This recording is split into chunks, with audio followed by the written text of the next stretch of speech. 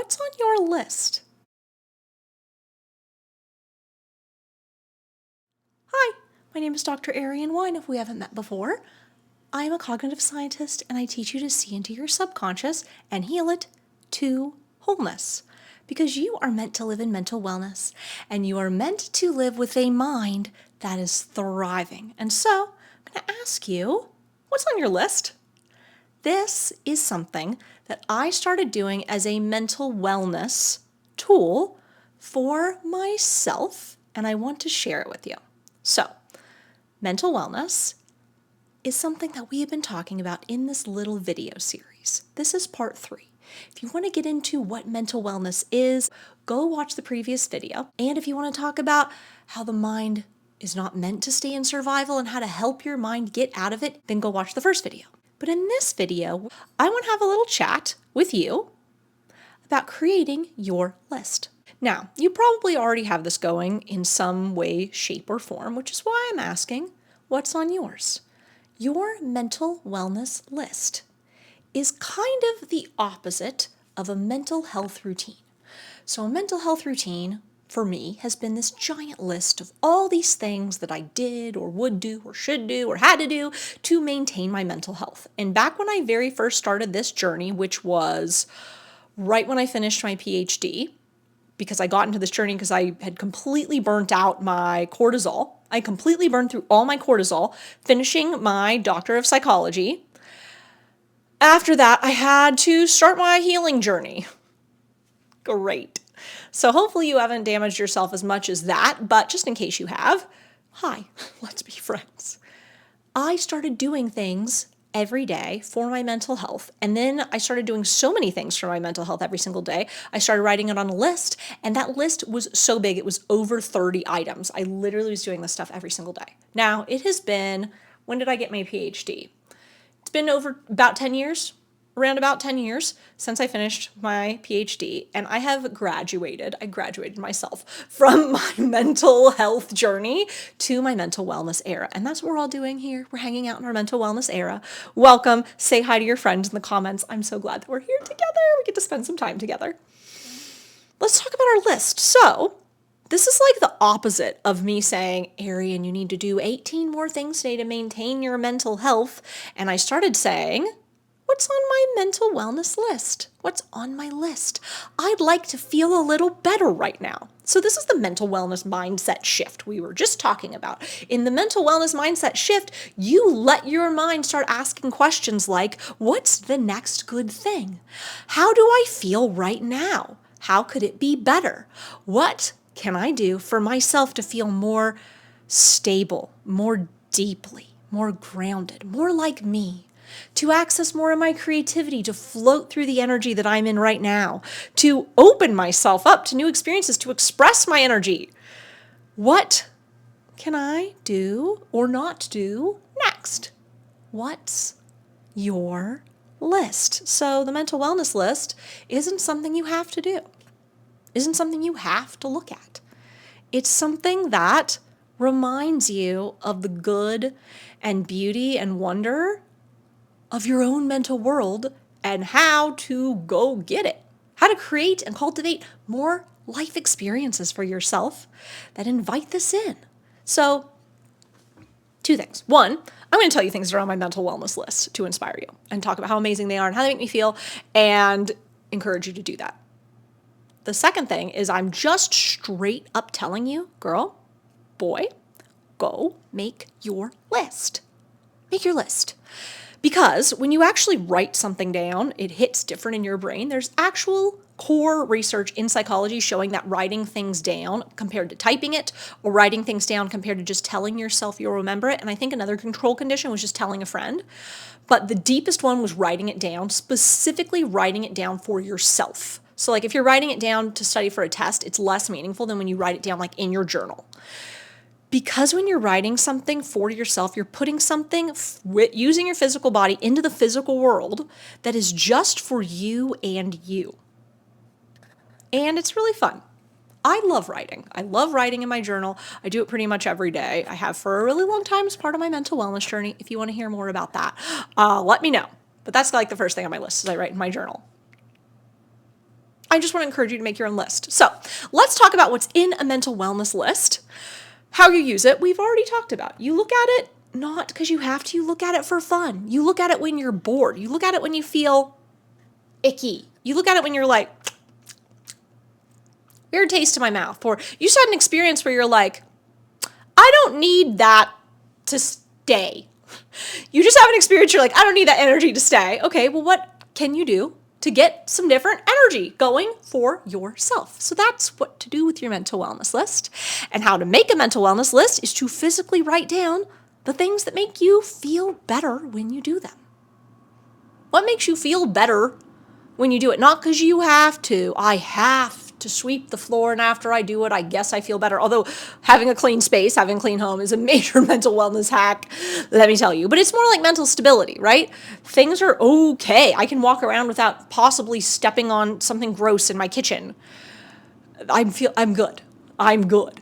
I'm talking about once you're standing on the platform of mental okayness, what are we going to do to make ourselves feel great, feel better? I'm going to make art. I'm going to write in my journal. I'm going to go for a walk. I'm going to pick my nose. Oh my God, did I just say that one? Yeah, sometimes I just let myself pick my nose. Guess what? I got in so much trouble for picking my nose as a child. I was like terrified of touching my boogers. And if you've seen me driving around in the past few years, I like let myself pick my nose. Well, I was driving for like a self-healing experiment. I was like healing my inner teenager. And I was like, I have to just let myself do this sometimes. And it was like kind of satisfying. And then I just had enough. And I'm like, you know what? I don't need to have this experience anymore. It can be things like that. Okay. Are you happy I shared something weird and vulnerable with you? I originally started putting things on my list, like writing in my journal, making art. Do you guys want to see some of my art? I will show you my latest art piece. What else do I do? Oh, going on a walk for pleasure. I have 2 dogs. I have to walk the dogs. But sometimes I don't have to walk the dogs, and I do it for enjoyment. I make a food for enjoyment. I ask myself, what drink could I drink right now that would make me feel really good? Not alcohol, not caffeine. What would actually make me feel really good? I mean, sometimes you just need a little something of some neurostimulant, but I'm talking about like a nice hot chocolate. I'm talking about that, what's that? That mango lassi. Ooh, I'm talking about eating the fruit. I'm talking about smelling the rose. Like, when was the last time you smelled a rose? They're insane. Roses are insane. What else makes me feel great? So then we get into planning your mental wellness date. Mental wellness dates are where you take things on your mental wellness list and you say, let's do these together. Just you and me. You're talking to yourself. For example, one of the coffee shops that I like to go to has, at certain times of the year, a rose garden like next to it. I just have to like park kind of over there and walk through the park, and I will walk through the rose garden on the way to and from the coffee shop. Like, what? Oh my gosh, are you kidding me? And then like, oh, I filmed a video there, or something like that. You know what I mean?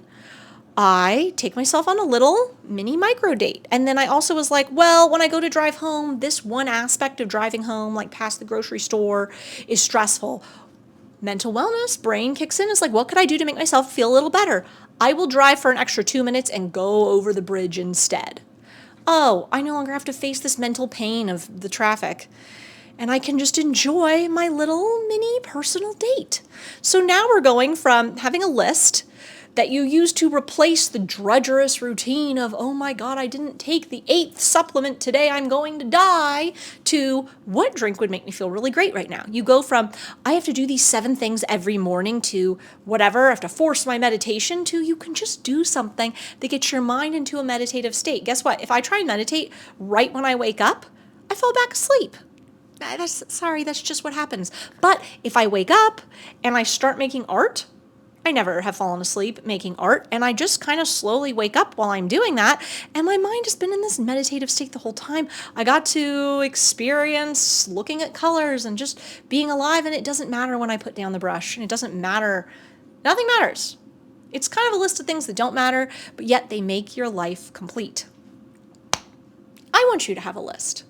And I would love it if you feel comfortable sharing some of the great things that are on your own mental wellness list in the comments so we can learn and grow from each other.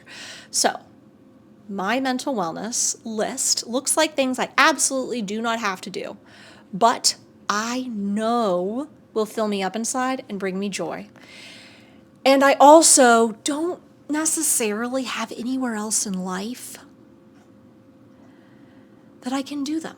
If I don't do it for pleasure, if I don't make art for fun or pleasure, it's not happening because I don't have to do it. And so now we get into a life that we get to live versus the life that we have to. Now we get into the life that we personally choose to live for ourselves with no need of validation for others and no want for anything other than the excitement of the possibility of the experience and how it gets to make us feel maybe this time. You know, your mental wellness list gets to be things you do for yourself for fun, but it also gets to be things that you wouldn't do any other way. Would I really take myself on a mental health date? Would I really do all these positive things like in a row for myself if I wasn't thinking positively? Probably not. I would just go to the grocery store, maybe grab a coffee real quick, park as close as I possibly could, be angry with the traffic, trying to get home, and feel like I had to stop at the store because I went right past it, and then I'm home and I'm like, what? I missed the flowers. But it's not just that. I'm stressed out and I'm kind of harassed and I'm pissed, and I learned that I could just be a little bit more intentional with myself and with my body. What is your life for? Who are you living it for? What is the purpose of this? I know a lot of research and stuff, and there's all this interesting research about meaning. Meaning is something that we create within ourselves, and we don't create these deeper understandings of ourself and life in the moment. We piece it together later. You want to allow yourself to have more experiences from which your mind can sample meaning in this life. That's something also people say when you interview people who are like elders. They always say, I wish I had done more of the thing. Really, you're giving yourself more fodder for meaning in your life, for depth, for purpose, for I was in the right place at the right time, just for yourself. There's a version of this whole conversation that goes way beyond ourselves, way beyond that, into the world. And to be honest, I just want a second. I just want a space. I just want us to have a moment that it's not about that. Okay? What you're doing, all the motion regulation, just so your kids don't see a stressed out, screaming, angry mom, that's a good thing. But we all deserve so much more. And I'm saying that because, from my perspective, so much of the self-care and mental health movement has been from the generation that's growing up right now not wanting to recreate the traumas we grew up with.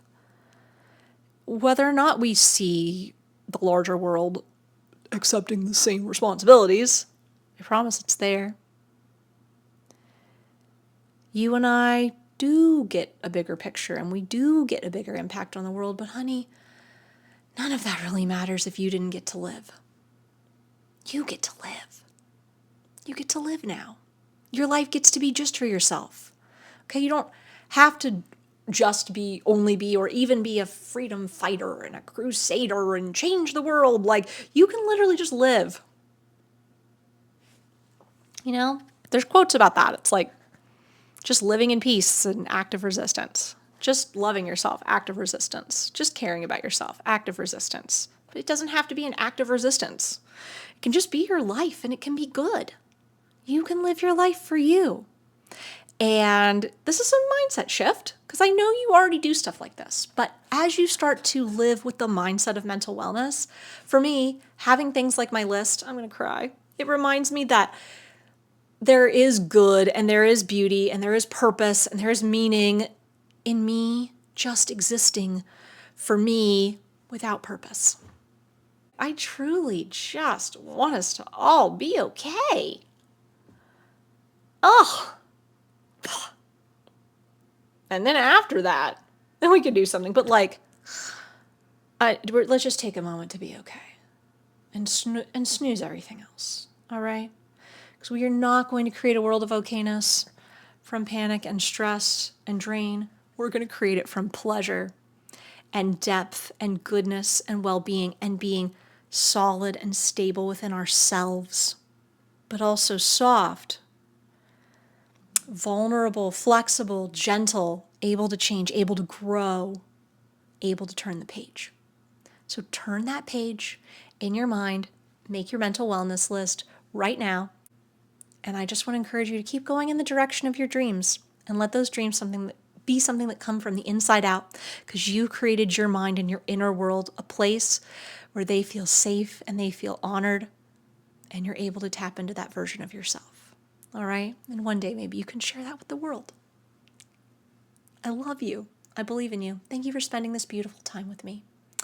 I have mental wellness and mental healing resources on my page, and you are absolutely invited in to my online course. I teach you to map the shape of your subconscious and how to heal any broken parts of that map back to mental wholeness. So if that speaks to you, come check it out. Come join the online course and healing community, my favorite place to be, other than here, of course. And I will see you in the next series. Thank you. I love you.